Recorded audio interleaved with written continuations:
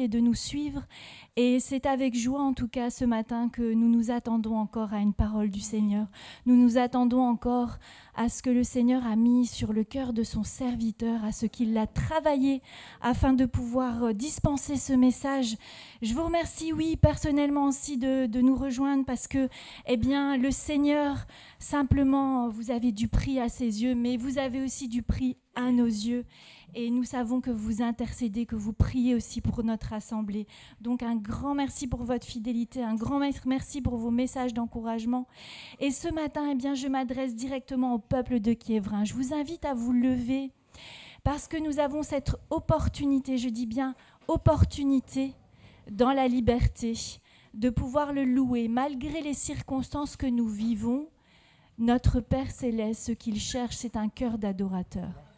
C'est un cœur qui le cherche, c'est un cœur qui s'humilie.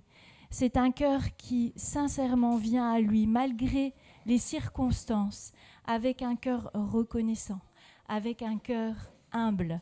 Alors je vous invite à effectivement tout déposer au pied de la croix, ce qui est difficile, ce qui vous déçoit, ce qui vous fait souffrir, ce qui est long, ce qui vous a peut-être fait rentrer dans une lassitude, ce qui vous a peut-être fait rentrer dans une tristesse. Eh bien, ensemble, décidons de tout déposer afin de louer notre Seigneur, celui qui a tout payé de sa vie. Amen. Amen. C'est si bon, mes frères et sœurs, de louer le nom du Seigneur. Amen. Je vous entends pas bien. C'est si bon de louer le nom du Seigneur. Amen.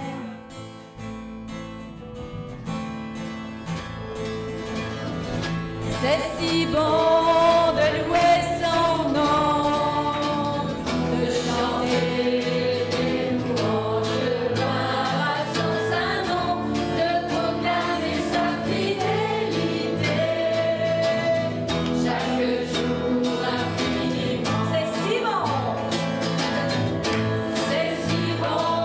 de louer son nom, de chanter des louanges.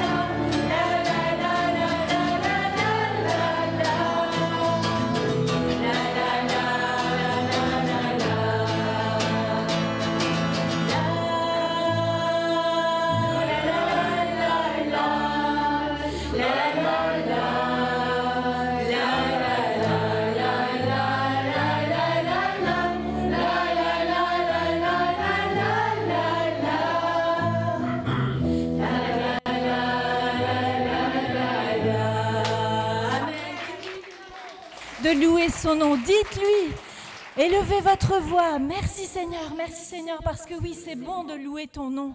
Merci Seigneur, parce que nous marchons à ta suite. Et nous savons qu'en marchant à ta suite, eh bien, tes plans vont s'accomplir pour notre vie personnelle, mais aussi pour ce que tu as prévu pour cette Église. Seigneur, nous voulons, Seigneur, que tu amènes les âmes qui ont soif de toi, les âmes qui veulent savoir la vérité. Amène-les dans ta maison, Seigneur. Nous nous préparons à les recevoir. Seigneur, nous voulons, oui, hâter ta venue, mais nous voulons aussi te demander que toutes ces personnes qui ont besoin d'entendre la vérité puissent passer à la porte et poussent la porte de ton temple.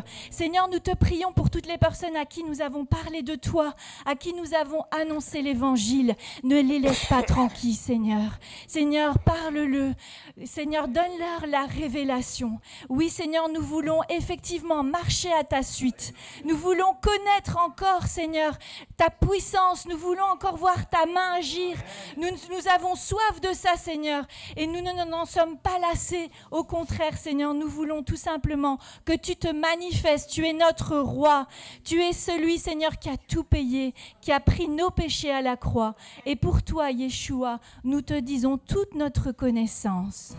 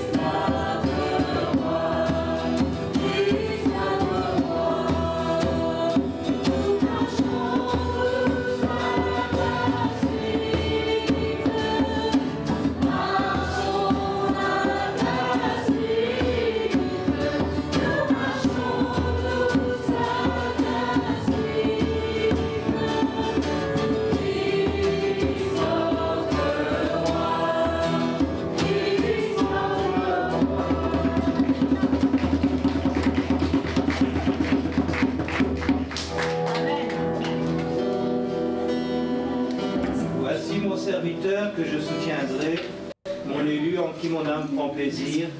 J'ai mis mon esprit sur lui. Il annoncera la justice aux nations. Il ne criera point, il n'élèvera point la voix, et ne la fera point entendre dans les rues. Il ne brisera point le roseau cassé, et il n'éteindra point la mèche qui brûle encore. Il annoncera la justice selon la vérité. Il ne se découragera point et ne se relâchera point jusqu'à ce qu'il ait établi la justice sur la terre. Alléluia. Et que les îles espèrent en sa loi. Ainsi parle Dieu l'Éternel, qui a créé les cieux, qui les a déployés, qui a étendu la terre et ses productions, qui a donné la respiration à ceux qui la peuplent et le souffle à ceux qui y marchent. Seigneur, te louons et te rendons grâce, parce que nous voyons tes plans se réaliser. Seigneur, nous vivons des moments extraordinaires. Ce que tu as promis depuis très longtemps est déjà en place depuis très longtemps. Mais Alléluia, Maranatha, tu reviens bientôt. Alors Seigneur, que vraiment nous puissions regarder au-dessus des montagnes et pas aux montagnes et voir tes promesses se réaliser dans la vie de chacun d'entre nous. Seigneur, merci pour tous ceux qui te cherchent aujourd'hui, parce que ceux qui te cherchent vont te trouver. C'est ta parole qui le dit. Seigneur, que ceux qui ont besoin de frapper à la porte viennent frapper afin que tu puisses ouvrir. Merci Seigneur. Merci parce que tu es le même hier, aujourd'hui et demain. Amen. Vraiment que toute la gloire te revienne. Amen. Amen. Amen.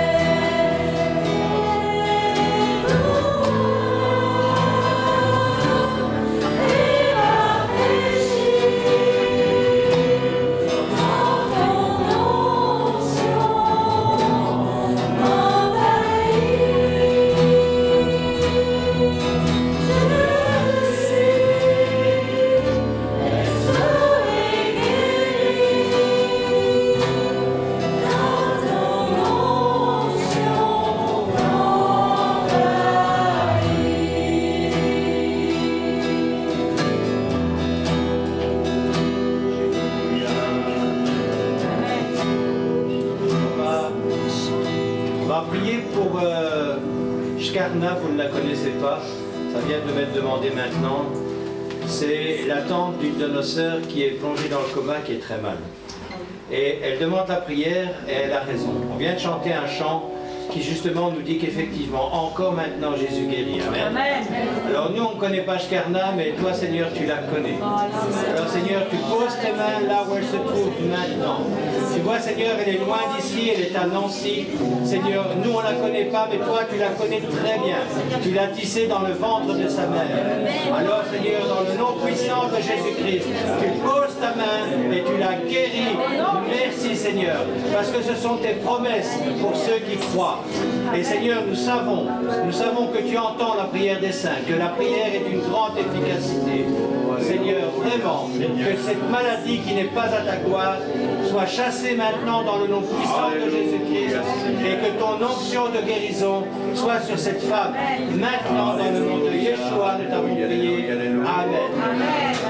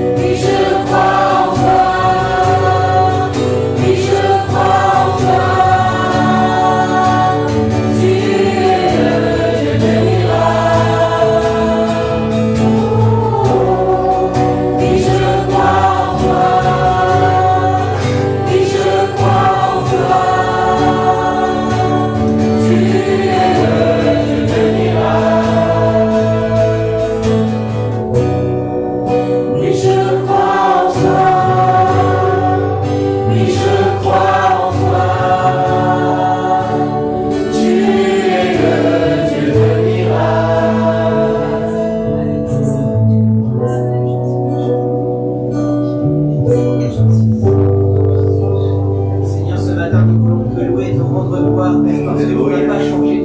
Tu es toujours ce même Dieu qui faisait des prodiges et des miracles, qui a aidé le peuple à sortir d'Égypte, qui l'a nourri, qui l'a protégé, qui l'a gardé, malgré ses infidélités. Seigneur, pardonne-nous nos infidélités, Père, pardonne-nous nos manquements de foi, Seigneur. Mais merci parce que nous vivons en une beauté de vie avec toi, Seigneur, qui nous fait marcher un chemin nouveau, Seigneur, et sur ce chemin, nous pouvons contempler ta gloire, tes prodiges et tes miracles, Seigneur. Alors parle à travers notre bouche, Père, agis à travers nos mains, Seigneur. Quand une parole est prononcée, Seigneur, elle ne retourne pas à toi sans avoir fait son effet, celui que tu désirais, Seigneur. Que eh bien celui qui entend ta parole n'endurcisse pas son cœur, mais au contraire, il t'invite à entrer, Seigneur, et qu'il puisse être touché par qui tu es, Seigneur. Tu n'es pas un Dieu religieux, tu n'es pas un Dieu lointain, Seigneur. Tu es celui qui est descendu sur cette terre, qui a vécu comme un homme et qui a donné sa vie pour endosser nos péchés à notre place, afin que nous puissions retrouver une intimité, une relation avec toi, Père. Alors merci que cette femme soit visitée maintenant, Seigneur. Que toute personne qui en a besoin aujourd'hui soit visitée par ton esprit, soit rafraîchie, Seigneur, parce que tu es encore aujourd'hui le Dieu qui délivre et qui sauve, Seigneur. Alors à toi toute la louange, toute la gloire et tout l'honneur, Papa. Je t'aime dans ton beau, dans ton précieux et dans ton merveilleux nom, Père. Amen. Seigneur, je te rends grâce, Seigneur, pour ta présence ce matin. Seigneur, tu es un Dieu d'amour, un Dieu de justice aussi. Seigneur, je veux te louer, te glorifier pour tout ce que tu fais.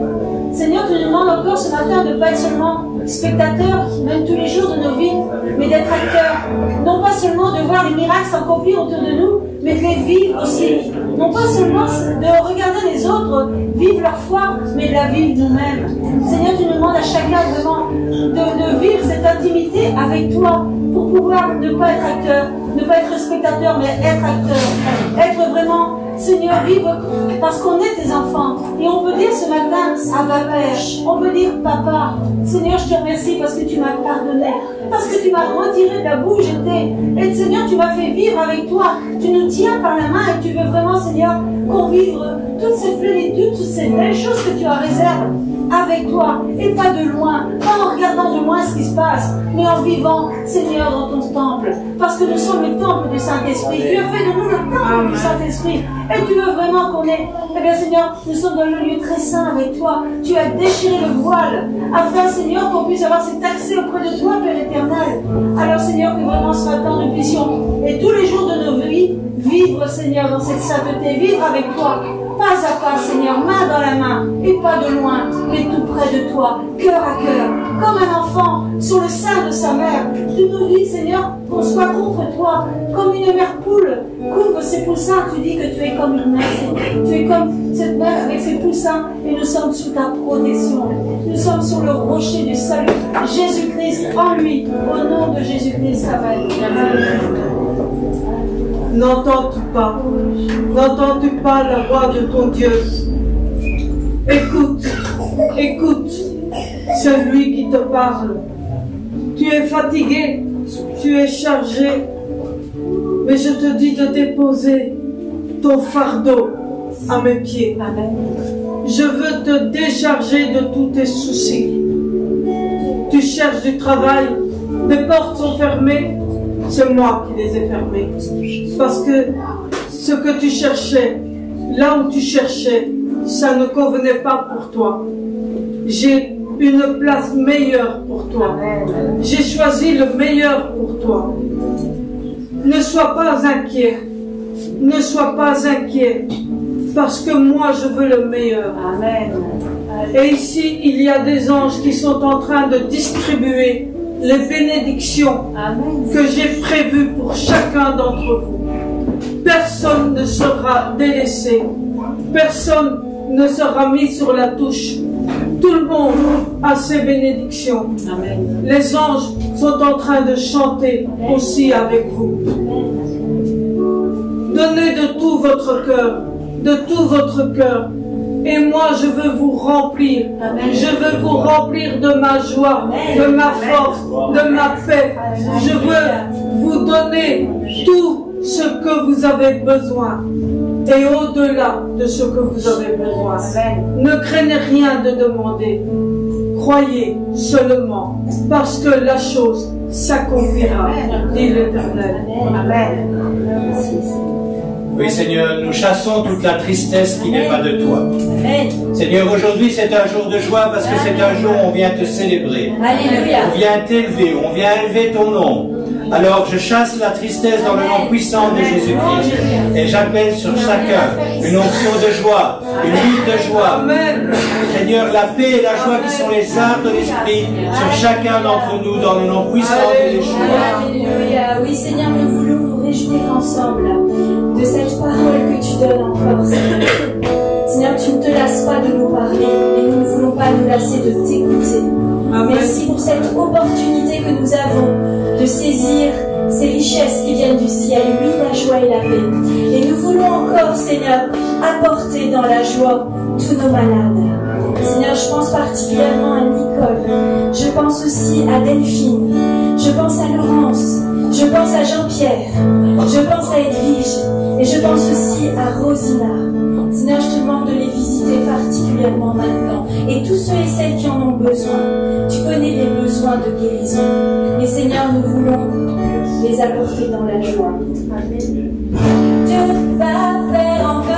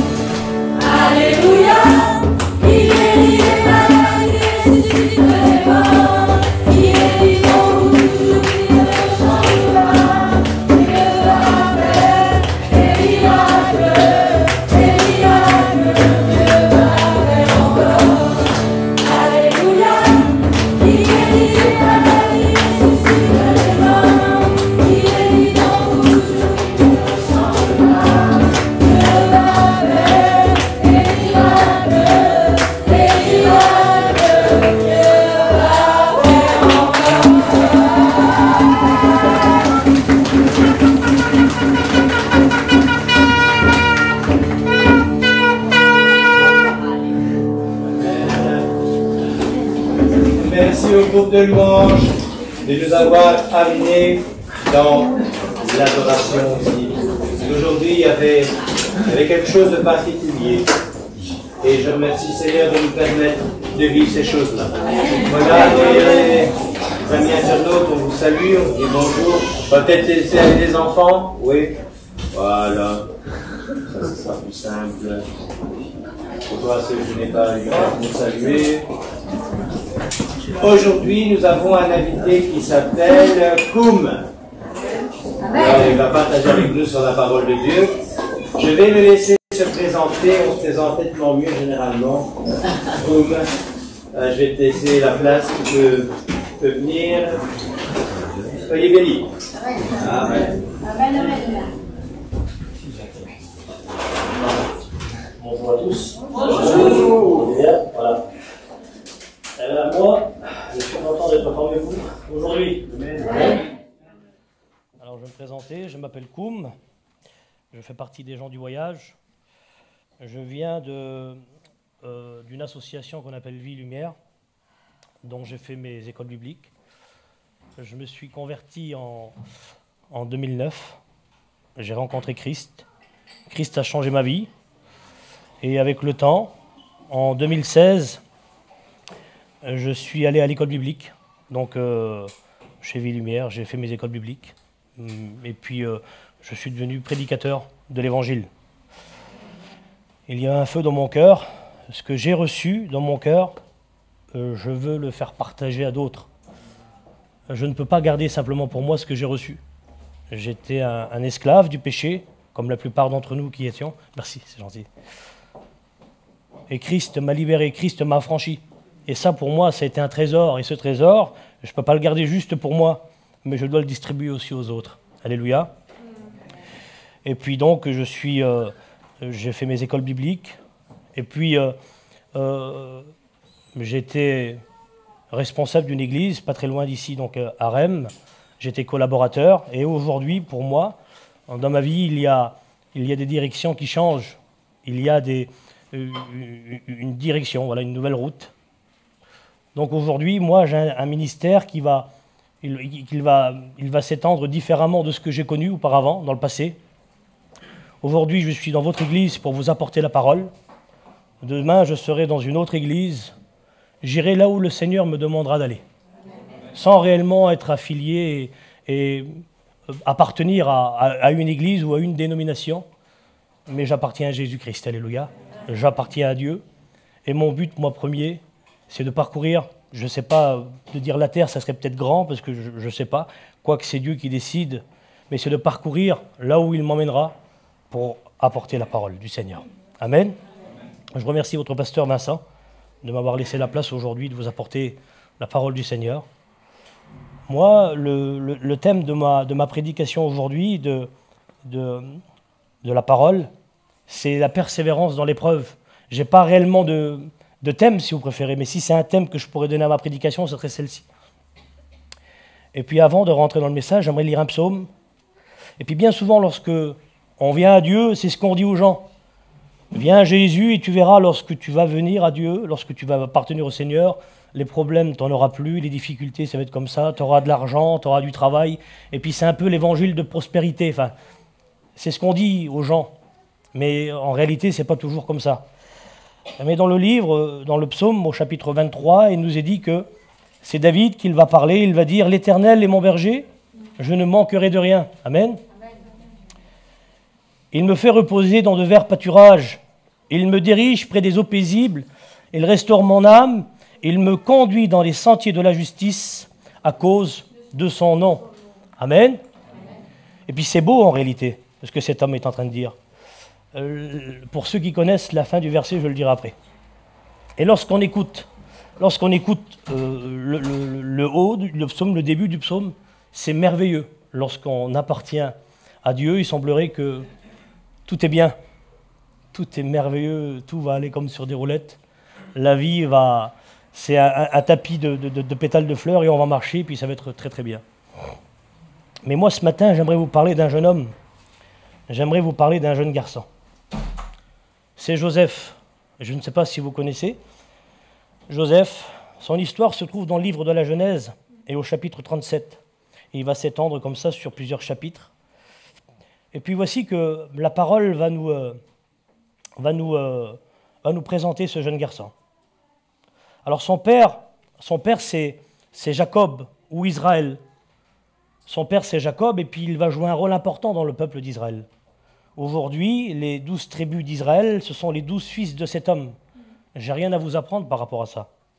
Mais il va en faire partie, lui. Et puis il va avoir une vie un peu normale, une vie de jeune homme, une vie de jeune garçon. Et puis il va être là, la Bible me dit qu'au chapitre 2, donc chapitre 37, verset 2, Joseph était âgé de 17 ans, il faisait paître les troupeaux avec ses frères, ils étaient là, ils étaient ensemble. Et au chapitre 3, il va dire que Israël, donc Jacob, aimait Joseph plus que tous ses autres fils, parce qu'il l'avait eu dans sa vieillesse. Il va lui faire une tunique de plusieurs couleurs. Et ses frères virent que le père l'aimait plus que eux. Alors là, il va se passer quelque chose là, par rapport à ses frères. Et ce jeune homme qui va rien demander, qui va vivre sa petite vie tranquille, un jour, il va se passer quelque chose. Un jour, il va avoir des rêves, il va avoir des révélations, qu'on appelle des songes. Et puis voici que, au chapitre 5, Joseph eut un songe, et puis il va le raconter à ses frères. On va dire qu'il n'y a rien de particulier dans ce que c'est qu'il est en train de faire, mais ce jeune homme qui vit une vie normale, qui ne demande rien, qui simplement, il veut simplement sa petite vie, quoi, il ne demande rien d'autre. Il va faire un songe et puis il le raconte. Il n'y a rien d'extraordinaire dans ce que c'est qu'il va faire là. Mais pourtant, ça va changer le cours de sa vie jusqu'à un moment terrible, quoi. Joseph eut un songe et il va le raconter à ses frères et le haïr encore davantage. Et puis il va dire, écoutez ce songe. Nous étions à lier des gerbes au milieu des champs, et voici ma gerbe se leva et se tient debout, et vos gerbes l'entourèrent et se prosternèrent devant elle. Ses frères lui dirent, est-ce que tu régneras sur nous? Est-ce que tu nous gouverneras? Et ils le haïrent encore davantage à cause de ses songes et à cause de ses paroles. Et puis on voit qu'il va encore avoir un autre rêve, il eut encore un autre songe, et il le raconta encore à ses frères, et il dit, voici le soleil, la lune et 11 étoiles se prosternèrent devant moi, et ils le racontèrent à son père et à ses frères. Alors son père le réprimanda, et lui dit, que signifie ce songe? Mais en réalité, comme si nous étions maîtres de nos rêves, comme si nous étions maîtres de nos songes. Et puis ce garçon-là va se faire réprimander. Et puis bien plus tard, je ne sais pas combien de temps vont passer, on va voir que ces frères-là vont le haïr. Ils vont être jaloux de ce jeune homme. Alors pour quelle raison? Je ne sais pas ce qu'il a fait. La Bible n'en parle pas, mais moi je ne vois pas un garçon qui est hautain, qui est arrogant, qui veut dominer sur ses frères. Il raconte simplement ce qu'il a reçu de Dieu. Voilà, j'ai fait un rêve et je fais le songe, comme si que j'ai rêvé hier, et je vous raconte le rêve que j'ai fait. Et puis là, ils vont le prendre en haine, et puis bon, voilà. Et puis à un temps, son père, il va dire, voilà, tes frères sont à tel endroit, et il faut que tu vas les voir, on va leur donner à manger, il va voir s'ils se portent bien. Et puis sans savoir à ce moment-là, ce jeune garçon va rentrer dans ce que Dieu avait pour lui. Alors Dieu, c'est un Dieu d'amour. Et parce qu'on a un Dieu d'amour, nous, dans notre idée, dans notre idéologie, Dieu va faire que des bonnes choses. Et il ne peut pas faire autrement que des bonnes choses. En partie, c'est vrai. En partie, c'est vrai. Dieu est celui qui nous veut notre bien. Et puis nous l'avons entendu ce matin. Dieu est celui qui veut notre bien. Il ne veut pas notre malheur. Mais il est celui qui peut nous faire passer par le désert pour pouvoir nous former. Et laissez-moi vous dire que dans le désert, c'est amer. Dans le désert, c'est sec, c'est chaud, c'est aride. Dans le désert, on est perdu, il n'y a personne. Dans le désert, il semblerait que lorsqu'on passe par un désert et que nous sommes seuls, on voit la mort. Il n'y a pas d'autre solution que la mort lorsque nous avons faim, lorsque nous avons soif, lorsque nous sommes désemparés. Et puis voici que ce jeune homme-là, à partir de ce moment-là, il va subir. Il va prendre ce que son père va lui donner et il va aller en direction de ses frères. Et lorsqu'il va aller en direction de ses frères, ils vont le voir arriver de loin. Mais eux, dans leur cœur, il y a quelque chose de vilain, de pas bon. Mais en réalité, en définitive, ils ne le savent même pas à ce moment-là. Mais plus tard, ils vont le reconnaître. Plus tard, ils vont le reconnaître qu'ils étaient participants de la volonté de Dieu.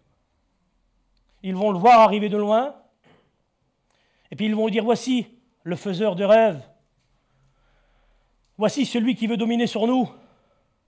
Maintenant qu'il est loin de notre Père, prenons-le, tuons-le, et on va voir si ses rêves vont se réaliser. C'est méchant quand même ça, non? C'est un peu cruel, non? En plus, c'est le petit frère. Il y en a encore un autre derrière, c'est Benjamin. Alors il va être là, lui, puis je ne sais pas, peut-être il est tout content, il est peut-être joyeux, il va peut-être aller en chantant, il va voir ses frères, voir comment ils se portent, il va leur apporter à manger, je ne sais pas. Mais dès qu'ils vont le voir, ils vont le prendre, ils vont le saisir de lui. La tunique que son père lui avait faite, c'était une marque, un signe de distinction. Ils vont le prendre, ils vont le dépouiller, ils vont lui arracher. Et ils vont le jeter dans une citerne. À ce moment-là, ce jeune garçon, je ne sais pas ce qu'il va penser. Peut-être est-ce un jeu que ses frères veulent jouer avec lui, mais lorsqu'il va voir qu'il va passer la nuit, et qu'il va demander à l'aide, et qu'il va crier, et qu'il va demander du secours, et qu'il n'y a personne qui vient pour lui tendre la main, certainement qu'il va se tourner vers Dieu, et qu'il va demander à Dieu de l'aide. Et il semblerait que pour lui, le ciel, à ce moment-là, il est fermé. Et puis, il y a, je vais survoler, excusez-moi, mais l'histoire de Joseph, elle serait très très grande à raconter sur un dimanche, et ça serait trop petit. Il y a un frère qui veut bien lui l'aider, donc il part, il veut chercher une corde pour pouvoir le sortir, mais lorsqu'il s'en va pour chercher une corde pour le sortir de cet endroit-là, il voit une caravane d'Ismaélites. Et au mieux de le tuer, parce que ils savent très bien que le sang là, peut retomber sur leur vie, ils vont avoir des malheurs par rapport à ce qu'ils vont faire. Vendant-le, ils vont vendre leur frère à ces hommes qu'ils vont passer avec cette caravane. Ils vont le faire sortir du trou et ils vont le jeter, ils vont le vendre à ces Ismaélites. Je ne sais pas si vous vous imaginez un petit peu. Si Joseph, ça serait vous à ce moment-là. Vous avez confiance en vos frères. C'est vos frères. C'est vos sangs, c'est votre sang à vous. Ils veulent qu'une chose, c'est vous faire périr. Rien demandé. Il n'a rien demandé. Il a simplement une révélation. Il a eu 2 révélations. Il a dit simplement, voilà, j'ai reçu ça, j'ai eu ce rêve par rapport aux gerbes. J'ai eu ce rêve par rapport au soleil, la lune et les étoiles du ciel. Et vous m'haïssez à cause de ces choses. Mais qu'est-ce que j'en peux? Qui est maître de ces rêves? Qui peut dire aujourd'hui, tiens, je vais me coucher puis je vais rêver à telle chose? Et la chose, est-ce qu'elle va réellement arriver? Nous ne sommes pas maîtres de nos rêves. Lorsque nous nous couchons, c'est notre subconscient et puis nous rêvons la chose que nous rêvons. Je crois que c'est comme ça que ça marche. On n'est pas maître de nos rêves. Et puis lui, il va simplement le raconter. Et à partir de ce moment-là, je pense que ce jeune homme va être une victime. Il va être une victime. Il va subir de la part de ces gens. Et puis j'imagine l'angoisse dans la vie de ce jeune homme. Lorsqu'on va le prendre, qu'on va le donner, et que ses frères vont se réjouir, parce qu'ils vont en plus avoir de l'argent. Ils vont se réjouir de ce qu'ils ont fait. Et lui, il va partir. Je ne sais pas s'il va avoir des barreaux dans cette caravane, s'il va être enfermé, je ne sais pas. Mais j'imagine la tristesse et la douleur dans le cœur de ce jeune homme. Il va partir, et puis ils vont voir ses frères, qu'ils ne vont même pas courir derrière, de dire « Arrête, arrête, c'est bon, c'est notre frère, on va lui donner une leçon. » Ils vont le laisser, et il va partir dans ce pays d'Égypte. Quelle souffrance dans la vie de ce jeune homme. Si à ce moment-là, j'aurais dit à Joseph, « Joseph, prends courage, parce que l'Éternel est avec toi. » Qu'est-ce que Joseph nous aurait dit? Je crois que tu es en train de te tromper là, non? Je crois que tu es en train de faire fausse route. Tu es en train de me dire à moi que l'Éternel est avec moi, mais tu vois tout ce qui se passe dans ma vie. Tu vois ce qui est en train de m'arriver. Tu vois que les gens me haïssent sans cause. Tu vois que je suis vendu maintenant et tu dis que Dieu est avec moi. Si Dieu est avec moi, pourquoi toutes ces choses sont-elles en train de se passer? J'en suis sûr que c'est ce que ce jeune homme aurait pu penser, pu imaginer. Mais que voulez-vous? Maintenant, c'en est fait. Alors on va prendre la tunique de plusieurs couleurs, là, ce signe de distinction. On va la tremper dans le sang d'un animal qu'on va tuer. On va la déchirer. Puis il faut bien l'apporter au père maintenant, parce que le père va envoyer le fils. On va envoyer Joseph vers ses frères. Donc ils vont prendre cette tunique et ils vont commencer à dire des propos, ils vont commencer à mentir au père. Ils vont commencer à dire des choses qui ne sont pas vraies. Et ils vont commencer à dire, voici, regarde, est-ce la tunique de ton frère, de ton fils? Et le père va la reconnaître et va dire une bête féroce, la déchirer. C'est incroyable de pouvoir mentir à ce point, juste pour pas que ce rêve ou ce songe se réalise sur leur vie. Et le père va être en deuil, parce que son fils qui était n'est plus. Et ce jeune homme, entre ce temps-là, va arriver dans un endroit qu'on appelle l'Égypte. Il va être vendu, oui c'est ça, il va être vendu comme esclave dans la maison d'un homme qu'on appelle Potiphar. Potiphar, c'est pas n'importe qui. On pourrait dire c'est le premier ministre de l'Égypte à ce moment-là. C'est un homme qui est important. Et lorsqu'il va arriver dans la maison de cet homme, il va devoir apprendre la langue, parce que la langue qu'il parle lui n'est pas la même. Il va devoir apprendre à parler l'égyptien. Il va devoir se soumettre. Il ne s'appartient plus à lui-même, ce jeune garçon-là. Il va devoir se soumettre à ce que son maître veut qu'il fasse à partir de ce moment-là.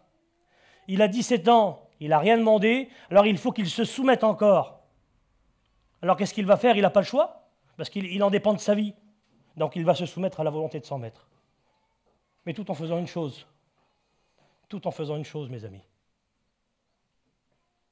En gardant toujours la relation qu'il a avec son Dieu. Vous savez, il y a la parole de Jésus qui dit « Un semeur sortit pour semer ». Et lorsque le semeur sort, il y a la semence qui tombe le long du chemin. Il y en a qui tombent dans les endroits pierreux. Il y en a qui tombent dans les ronces.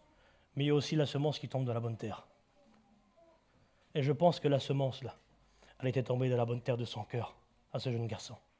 Il ne restait plus rien à ce jeune garçon-là, à part Dieu, à part l'Éternel, son Dieu. Et il le savait. Il le savait. Il était loin de son pays, loin de son père, loin de ses frères, mais dans la pensée, près du cœur, avec son Dieu. Alors peu importe ce qu'il peut se passer, Seigneur, peu importe ce qu'il peut arriver dans ma vie, je m'accroche quand même à toi, parce qu'il avait une connaissance par rapport à son père. Il avait une connaissance par rapport à Jacob. Jacob va lui révéler les choses que son père lui avait dites et les expériences qu'il avait vécues. Et je pense que ça a marqué la vie de ce jeune garçon. Et c'est ce qui fait que Joseph a ce caractère lorsqu'on lit la parole. Et Joseph, dans la Bible, lorsqu'on le lit, il est un peu typifié comme Christ par rapport à être vendu par ses frères, par rapport à plein de points similaires. Il va être là et puis il va s'attacher à Dieu. Donc bien sûr, il ne va pas avoir la Bible avec lui. Ses frères ne vont pas y mettre un rouleau qui est avec lui, bien que ça va arriver après par rapport à Moïse. Il va simplement avoir une connaissance par rapport à Dieu. Il sait qu'il faut qu'il adore Dieu, peu importe, coûte que coûte, peu importe les circonstances et les situations. Alors qu'est-ce qu'il va faire? Il va simplement adorer Dieu. Et la Bible me dit que lorsqu'il va être dans la maison de son maître, lorsqu'il va être avec Potiphar, Dieu, l'Éternel Dieu, va être avec lui. Et il va faire prospérer la maison de cet homme. Et cet homme, Potiphar, va voir que ce jeune homme va être, je ne sais pas, un moyen de bénédiction pour sa vie. Parce que quelque chose va se passer. Tout ce qu'il va entreprendre va être au bénéfice de cet homme. Là aussi, il va être un témoin. Là aussi, il va être un témoin. Mais c'est extraordinaire, non? Mais qu'en est-il de ses rêves? Joseph, où sont tes rêves? Où sont tes songes? Mais c'est plus possible. Excusez-moi, mais c'est plus possible. Il est loin de chez lui. Il est dans un autre pays. Ses frères ne sont pas là. Comment voulez-vous que ces songes puissent arriver? Et puis aujourd'hui, voilà, il est esclave. Mais il a quand même une certaine liberté. La parole me dit que, au 39, verset 5, dès que Potiphar lui établit sur sa maison et sur tout ce qu'il possédait, l'Éternel bénit la maison de l'Égyptien à cause de Joseph. Et la bénédiction de l'Éternel fut sur tout ce qui lui appartenait, soit à la maison, soit au champ. Et il abandonna aux mains de Joseph tout ce qui lui appartenait, et il n'avait avec lui d'autre soin que celui de prendre sa nourriture Il est esclave, mais il a une certaine liberté quand même. Il n'est pas esclave et enchaîné, lié. On peut voir dans les films qu'il y a des personnes qui sont esclaves, mais qui sont enchaînées, qui sont liées. Derrière eux, il y a des bourreaux, il y a des hommes qui les forcent à faire des choses. Mais lui, ce n'est pas son cas. Il est esclave, mais il est quand même libre. Parce que Dieu est bon. Alléluia. Malgré que c'est difficile, malgré que c'est dur, malgré que ce n'est pas comme on l'a pensé, malgré que ce n'est pas comme on l'a imaginé. Mais je vous assure que l'Éternel est bon, que Dieu est bon, que Jésus est bon. Alors sa petite vie, il semblerait qu'elle est bien tranquille là. Ben voilà, Seigneur, je suis en Égypte. Je suis esclave, certes, mais regarde, je ne suis pas enchaîné, je ne suis pas lié. Potiphar n'est pas un bourreau avec moi, il me laisse libre un peu de faire ce que je veux, je gère ses affaires, et en plus tu me bénis là.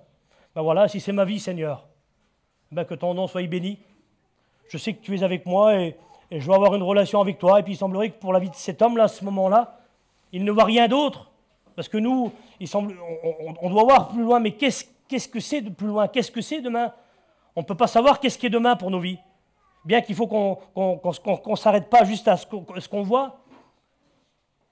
Alors peut-être que demain, voilà, je ne sais pas. Mais aujourd'hui, je vis cette situation plus ou moins confortable. Et puis voilà.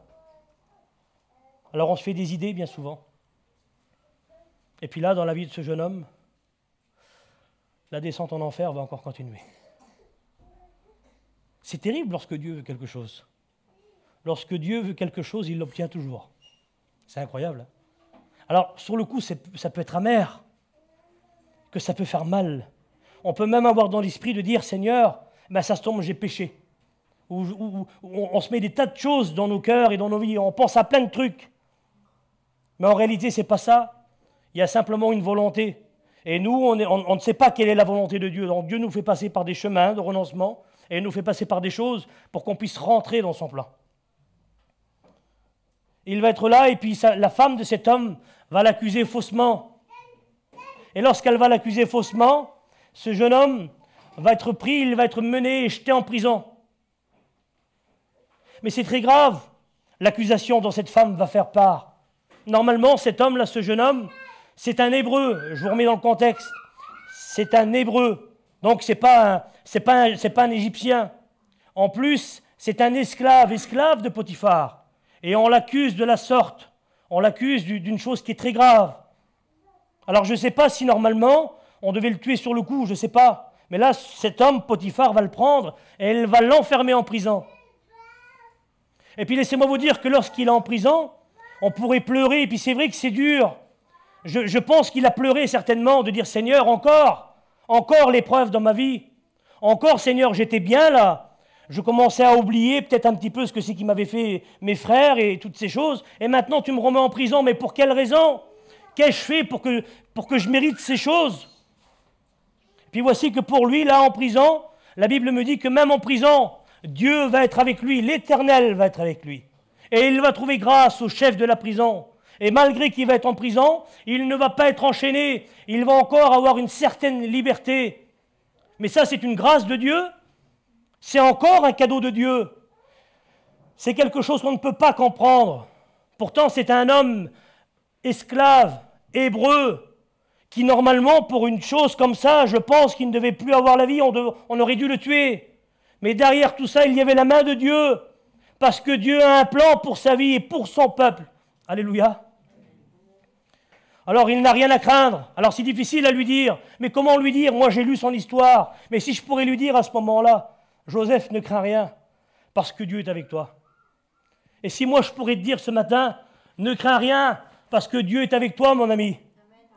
Peu importe ce que tu passes, peu importe tes promesses que Dieu t'a faites, et que tu vois que le contraire, n'aie pas peur, ne crains pas, parce que Dieu est avec toi.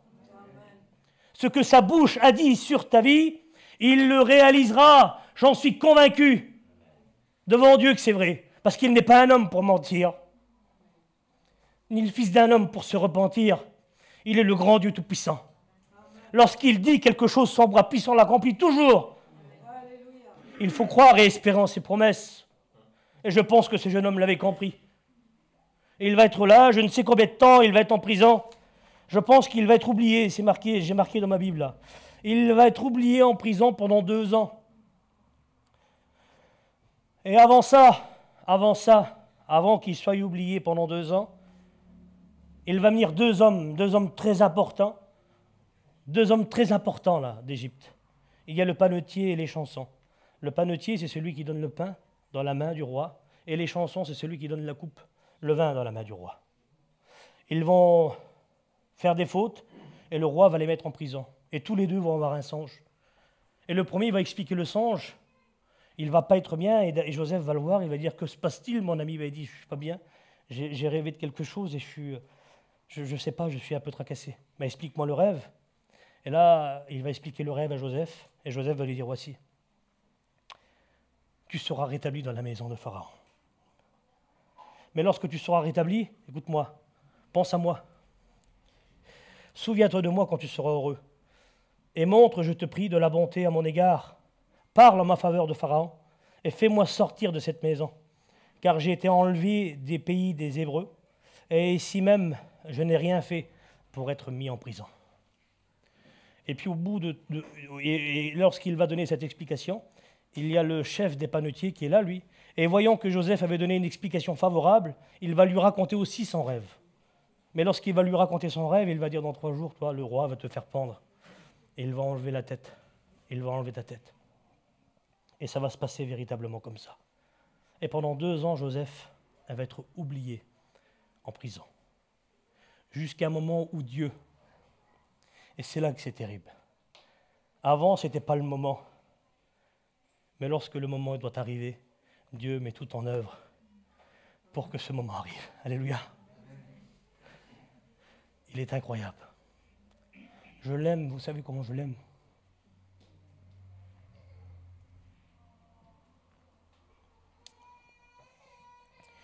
Pourtant, on vit des temps qui sont très difficiles. Moi, ma compagne, mon foyer.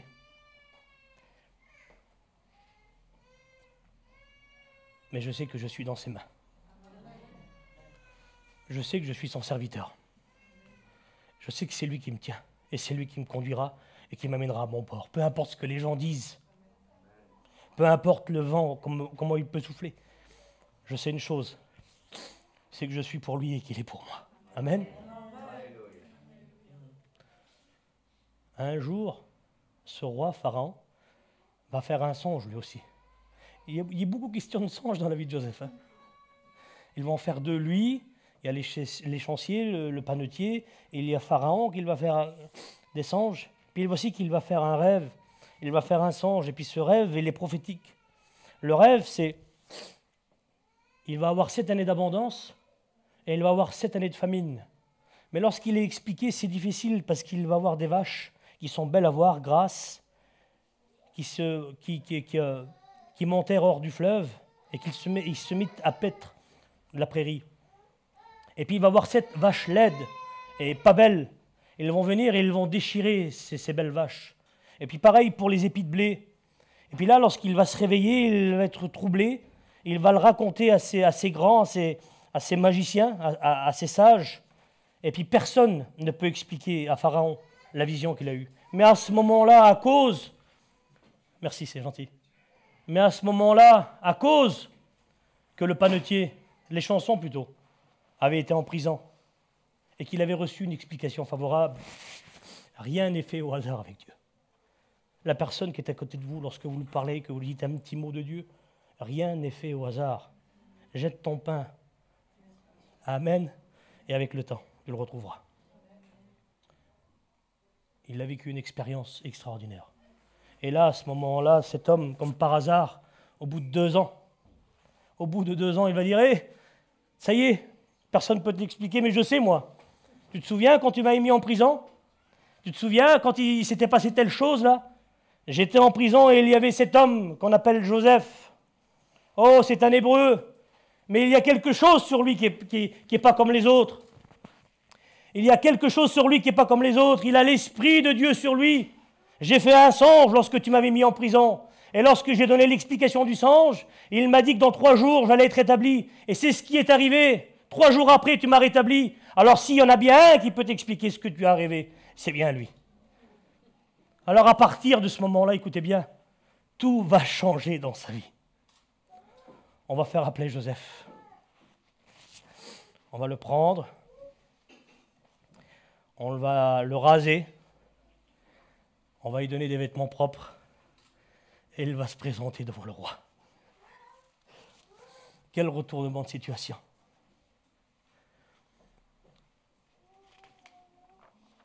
C'est une bénédiction extraordinaire. Il va écouter ce que cet homme a à lui dire. Et lorsqu'il va écouter ce que cet homme a à lui dire, il va lui donner l'explication de son songe. Et puis il va lui dire,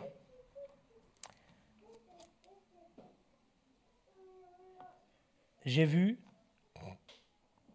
ainsi comme vient de dire Pharaon, Dieu a fait connaître à Pharaon ce qu'il va faire. Voici, il y aura 7 années de grande abondance dans tout le pays d'Égypte, et 7 années de famine viendront après elle. Et l'on oubliera toute cette abondance au pays d'Égypte, et la famine consumera le pays. Cette famine qui suivra sera si forte qu'on ne s'apercevra plus de l'abondance dans le pays. Si Pharaon a vu le songe se répéter une seconde fois, c'est que la chose est arrêtée de la part de Dieu, et Dieu se hâtera de l'exécuter. Et écoutez bien, à partir de ce moment-là, cet homme, cet Hébreu, cet esclave, va donner conseil à cet homme qu'on appelle Pharaon. Pharaon, c'est lui le roi d'Égypte. C'est lui le grand d'Égypte. Lui, c'est un tout petit. Il n'est rien du tout. Il vient de la prison. Il n'est rien en réalité. Elle va dire, je vais te donner un conseil. Faut le faire quand même, non? Si Dieu n'est pas avec lui là, à ce moment-là, le roi aurait pu dire, tu m'as expliqué le rêve, c'est bien, maintenant je vais gérer avec mes généraux et on va faire ce qu'il y a à faire. Écoute, je vais te donner un conseil. Maintenant, que Pharaon choisisse un homme intelligent et sage et qu'il le mette à la tête du pays d'Égypte.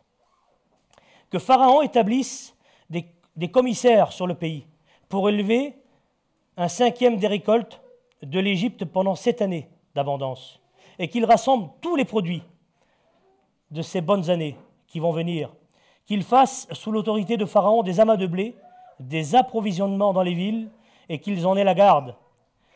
Ces provisions seront en réserve pour le pays pour les 7 années de famine qui arriveront dans le pays d'Égypte, afin que le pays ne soit pas consumé par la famine.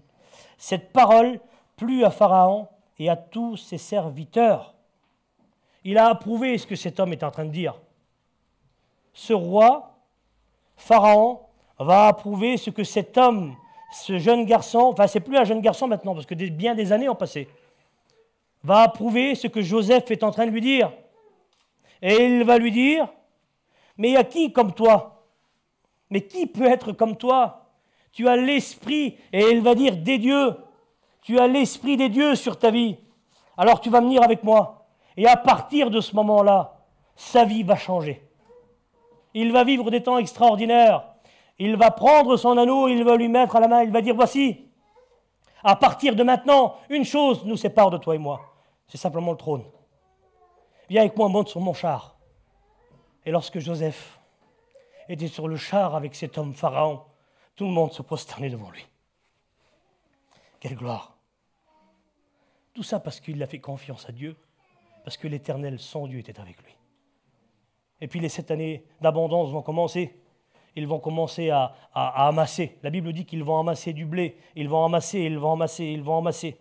À un tel point qu'on ne peut plus compter. J'ai oublié de vous dire que son épreuve a duré 13 ans. 13 ans de pleurs. 13 ans de doute. 13 ans d'incompréhension. À partir du moment où il avait 17 ans, et jusqu'à ce moment, à partir de ce moment-là, il a 30 ans. C'est plus un jeune homme, c'est un homme. Et puis il va amasser des blés, il va amasser des produits, il va entasser, il va entasser, il va entasser, il va entasser. Il va bien gérer. Mais comment pouvait-il bien gérer en réalité? Il n'a pas fait de grandes écoles. Comment pouvait-il bien gérer, si ce n'est qu'avec la puissance de Dieu, si ce n'est avec la révélation du Saint-Esprit?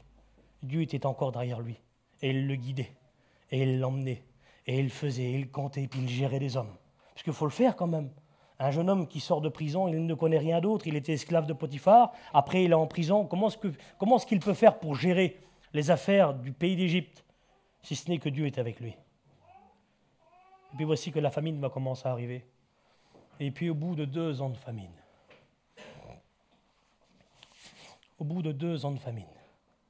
il a maintenant 37 ans, normalement 37 ou 38 ans. La famine va être si forte que tout le pays d'alentour, il y a des gens qui viennent pour pouvoir acheter des vivres chez les Égyptiens. Et son père qui est là, parce que son père, il est toujours présent, hein, son père a entendu parler qu'en Égypte, il y avait du blé en abondance. Alors il va dire à ses fils, allez, nous acheter à manger, sinon nous allons mourir, il n'y a plus rien du tout. Et puis là, ce que Dieu dit, écoutez bien, c'est lent, hein, mais ce que Dieu dit, il l'accomplit toujours. Il va venir des hommes. C'est incroyable. C'est incroyable, je ne sais pas comment ça a pu faire dans son cœur, mais il va venir des hommes arriver de loin. Et lorsque ces hommes vont arriver de loin, ils vont venir et ils vont se prosterner devant lui. Et lorsqu'il va regarder ces hommes, ça va être ses frères.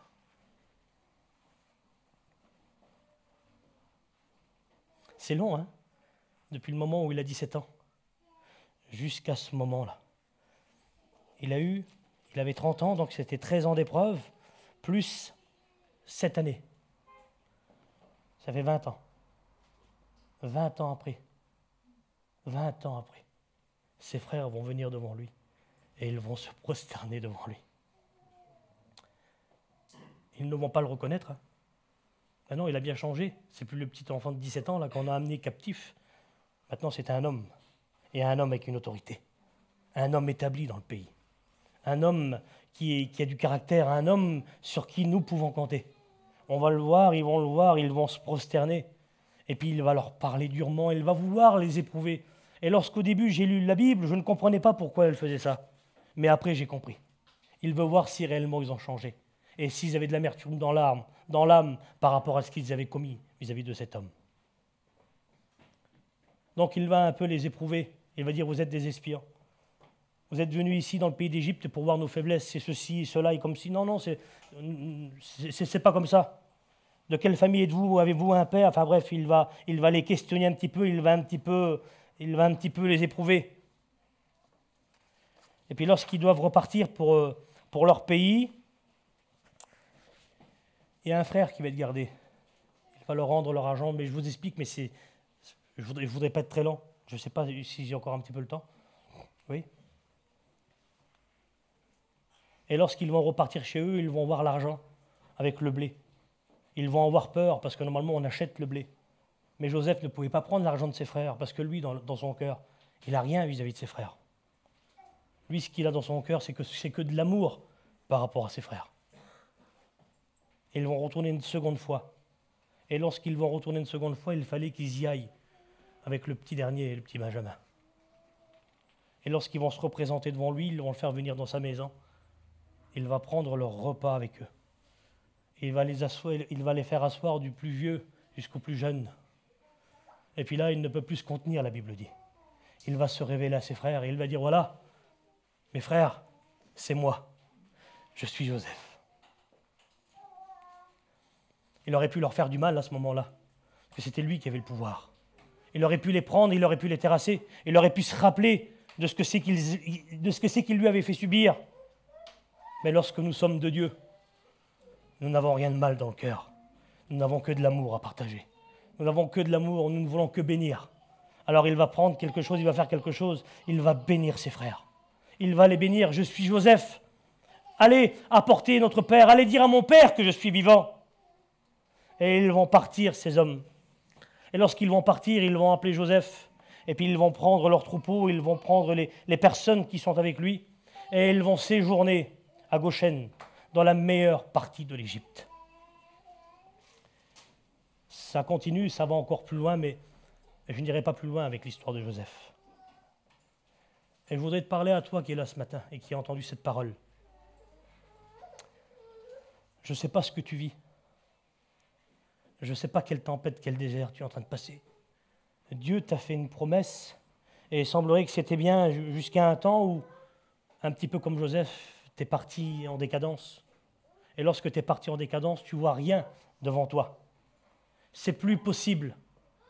C'est plus possible. Ce que c'est que tu m'as dit, Dieu, c'est très très loin. Mais j'aimerais te dire que si Dieu a mis, il y a un cantique qui dit, un rêve dans ton cœur. Écris-le, garde-le comme un trésor. Alléluia. Parce que ça va arriver. Il n'est pas un homme pour mentir. Alors on peut ne plus croire en ses promesses. Mais ce matin, je voudrais te rappeler les promesses que Dieu a mises dans ta vie. Et il faut que tu y croies. Il faut que tu croies en ces promesses. Parce qu'elles vont s'accomplir pour ta vie. Alléluia. Alors c'est vrai qu'on peut baisser les genoux. On peut être attristé. On peut être découragé parce qu'on subit. Regardez ce que j'ai marqué là. Les ressources d'un chrétien en période de décadence. Parce que lorsqu'on passe par le désert, lorsqu'on passe par l'épreuve, lorsqu'on passe par des choses et qu'on est loin de ce que c'est que Dieu voudrait nous donner, alors on est balancé par les vagues, on est chamboulé. Mais à ce moment-là, il faut toujours faire quelque chose. Il faut toujours garder la foi, mes amis. Alléluia. Il faut toujours garder la foi. Il faut toujours se rappeler de l'esprit de force que Dieu nous a donné, parce que nous ne sommes plus n'importe qui. Nous sommes des enfants de Dieu, nous avons une identité ici-bas. Et nous sommes des enfants de notre Père qui vit au ciel. Et il faut toujours garder sa parole. Aujourd'hui, nous avons la parole. Mais ce jeune homme ne l'avait pas, lui. Il y a des hommes qui n'ont pas la parole. Nous l'avons. Gardons-la dans notre cœur. Rappelons-nous sans cesse, lisons la Bible. Il faut toujours garder la grâce de Christ. Garder la grâce dans nos cœurs. Il faut se rappeler de la fidélité et de la puissance de notre Seigneur. Il est fidèle, lui. Même si nous ne sommes pas fidèles, lui, il demeure fidèle. Alléluia. Et puis, il faut toujours avoir la certitude de la récompense du Seigneur. Il va nous récompenser. Là où le vent souffle, où on pourrait se révolter, où on pourrait agir par notre propre moyen ou nos propres mérites, parce qu'on est calomnié, ou parce qu'on nous dit faussement, ou parce que, je ne sais pas, on subit injustement, et si on se met devant, c'est plus Christ qui combat pour nous. Mais la Bible me dit, à moi la vengeance, à moi la rétribution. Ne dis rien, ne fais rien, c'est moi qui ai à combattre dans cette affaire. Tu n'as rien à faire, toi. Alors c'est pas facile de se laisser parler sur le dos, de se laisser dire ou de se laisser faire. Mais je sais une chose, c'est qu'en ne disant rien, c'est Christ qui vient et qui prend la défense.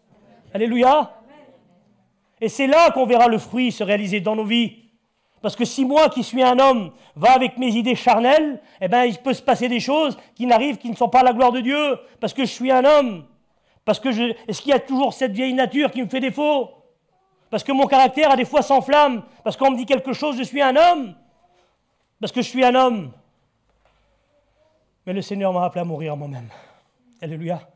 Et si nous mourons en nous-mêmes, ça, c'est une bonne chose. Amen.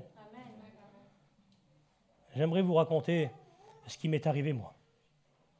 Il y a 1 an en arrière, j'ai vécu des temps très difficiles, très durs. Ma vie n'a pas été toute rose depuis que je connais Christ. Mais je bénis le ciel véritablement. Parce que je sais qui je suis en Dieu et je sais ce que Dieu fait avec moi. Il y a un temps où le vent a soufflé très très fort, à un tel point que je ne voulais plus être serviteur de Dieu. Je voyais ça tellement grand et c'était tellement dur que je me disais, c'est terminé, c'est fini. Je ne peux plus. Par rapport à mon travail, par rapport à plein de choses. Je travaille, moi, dans la soudure. Je fais les chantiers en Belgique et je fais de la tuyauterie, moi, donc de la soudure. Je travaille en industrie. Et puis, j'avais arrêté mon travail pour me mettre indépendant. Essayer de gagner ma vie pour pouvoir gérer l'église et être au mieux proche des chrétiens. Et puis, c'était un échec. Et lorsque j'ai eu cet échec-là, j'ai dû reprendre mon travail très très loin, à Charleroi, et commencer là-bas à 6h30 du matin. Mais le soir, il y a les réunions, il y a la cure d'âme, il y a plein de choses. Mais comment faire? Il faut que je nourrisse ma famille, mais il y a aussi le travail de Dieu. Alors ça m'avait... je sais pas, j'avais pris une flèche. Et ça m'avait anéanti. Et à partir de ce moment-là, j'étais vraiment découragé. Il fallait que je sois à 6h30 à Charleroi pour commencer mon travail. Et je ne comprenais pas pourquoi je devais passer ces choses et pourquoi je devais faire ça. Je ne comprenais pas Dieu, parce que Dieu est tout-puissant. Et puis s'il le veut, lui, il peut me trouver un petit travail. Enfin bref. Et puis là, j'étais en train de vivre ça. Je rentrais chez moi, j'étais fatigué. Il fallait que j'aille me coucher de bonne heure, que je me lève de tôt le matin. Et j'étais... Je savais plus. Le vent essoufflait, c'était tellement fort. Ben, je dis, Seigneur, puisque c'est comme ça, je vais me retirer de la collaboration parce que je ne peux plus faire. Et puis, Seigneur, je ne vais plus pouvoir continuer à prêcher ta parole. Alors comment c'était compliqué, c'était très très dur. Et puis je lisais plus la Bible. Je prie presque plus le Seigneur. Et puis là, il y a un frère, il y a un copain qui me téléphone et puis qui me dit, Koum, ça serait bien que tu viennes nous faire une réunion, un culte. Mais je vous assure que j'étais réellement sec. J'étais mort, j'étais vide. Je ne lisais plus la parole, alors je demande pardon à Dieu, mais c'est mon expérience. C'était fini. Pour moi, j'allais pas plus loin, je ne pouvais pas aller plus loin. Et puis là, je lui dis, écoute, je ne lis plus ma Bible, parce que je suis franc. Je ne lis plus ma Bible, je ne prie plus, je ne fais plus rien. Ben, il dit, écoute, place-toi devant Dieu, et puis tu verras bien. Ben, je dis, écoute, je vais me mettre entre les midis devant Dieu, et si Dieu me parle, ben, je verrai bien si je prêche dimanche ou pas. Entre les midis, Dieu ne m'a rien dit, j'ai demandé au Seigneur, pas de pensée, rien du tout, il ne m'a pas dit prêche, j'avais rien du tout. Le soir, j'appelle un copain, et lorsque j'appelle un copain, je lui explique ce que je suis en train de vivre, et il me rappelle l'identité que j'ai en Jésus. Il me rappelle qui je suis. Il me rappelle les expériences qu'on a vécues ensemble, qu'il est bon pour des frères de demeurer ensemble. Hein. Amen. C'est là où Dieu envoie la bénédiction. Il me rappelle qui je suis, il me rappelle les expériences qu'on a vécues. Et il me rappelle que je suis son serviteur et qu'il m'avait choisi pour apporter sa parole. Et ces paroles rentrent dans mon cœur. Et lorsqu'ils rentrent dans mon cœur, je sens qu'il y a un feu qui vient et qui est dévorant. Le Saint-Esprit est en train de revenir et de me ressourcer à partir de ce moment-là. J'appelle le frère en question et je lui dis, d'accord, je viens faire la réunion. Écoutez bien. Et lorsque je vais et que je veux faire la réunion, la veille, il avait gelé. Et lorsqu'il avait gelé, dans l'église où j'étais, ils n'ont pas mis le chauffage dans leur gel. Tous les chauffages dans l'église avaient gelé. Alors, c'est-à-dire que dans l'église, il faisait, je crois, plus froid à l'intérieur que l'extérieur. Il avait gelé -8. Il y a des enfants, il y a une femme avec une petite enfant qui sont partis. Et là, moi, je suis contraint d'apporter la parole de Dieu. Mais j'ai vu l'oppression par rapport à l'ennemi. Il y a des gens qui étaient là, on avait les bonnets, on avait les écharpes. Il faisait très très froid. Et puis pas loin de l'église, il y avait un homme, il y avait un canon à chaleur. Il faisait partie des gens du cirque. On est allé chez lui, ils sont allés chez lui pour prendre le canon, mettre devant la porte de l'église pour dire de réchauffer un peu l'église. Et ma fille, elle chante le dernier cantique. Et lorsqu'elle chante le dernier cantique, au dernier couplet, le canon à chaleur, il refoule dans la réunion. J'aurais pu dire, allez, c'est bon Seigneur, c'en est trop là. Il fait froid, le canon à chaleur, il refoule, c'est terminé, bon c'est bon, j'arrête là. J'aurais pu dire, Seigneur, c'est pas ce que tu veux, toi. Mais je sais ce que Dieu a mis dans mon cœur. Amen. Il faisait tout noir dans cette réunion, les gens toussaient. On a dû ouvrir les carreaux, les fenêtres un petit peu. Et moi, je viens derrière le pupitre et je prêche la parole de Dieu. Je prêche le message que vous avez entendu ce matin. Et lorsque je prêche le message, je demande à l'église de prier pour mon foyer et je m'assois. Et puis là, il s'est passé quelque chose d'extraordinaire. Une prophétie s'est levée dans l'église. Et la prophétie, c'était ça. Je connais le désert par lequel tu es passé. Sache que dans ce désert, je t'ai donné à boire. Amen. Amen. Dans ce désert, je t'ai donné à manger. Dans ce désert, je t'ai abrité de la chaleur. Parce que tu as su garder la parole de persévérance. Aujourd'hui, j'exauce ta prière. Et je bénis ton foyer. Mes frères et sœurs, ça vaut le coup de continuer. Ça vaut le coup de continuer. Même si tout est noir, si tout est triste, il semblerait que pour tes yeux c'est triste. C'est pas grave. continue, alléluia. N'arrête pas, continue, tu es sur le bon chemin parce que Jésus est avec toi. Amen. Sur ces quelques mots, j'ai plus rien à vous dire. Je vous remercie de m'avoir écouté, j'ai parlé beaucoup. Merci à votre pasteur Vincent de m'avoir laissé la place. Que Dieu vous bénisse à tous.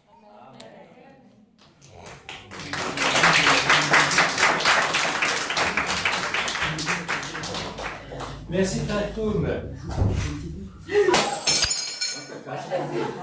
Attention, ça arrive. C'est surtout un petit plastique qui se reflète. Voilà, attention. Je vous salue, ainsi que l'Assemblée de Guérin bruyamment, les frères internautes. Donc je rappelle à ceux de l'Assemblée qui nous écouteraient que nous avons notre réunion de prière ce lundi à 20h et la réunion d'enseignement ce mercredi à 19h30. Soyez bénis et à très bientôt. Amen.